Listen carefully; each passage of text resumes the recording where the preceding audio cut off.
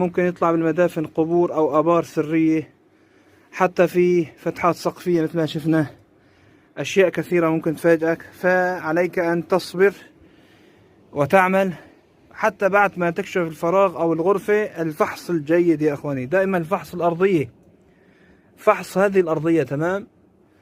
أرضية أي فراغ أي مغارة، الأرض هي دائما مخزون أو خزين لأي مال. الحائط والجدار هي أيضا خزين مال رائع وقوي، وعليك أن تبحث جيد، لا تترك المكان، تمام؟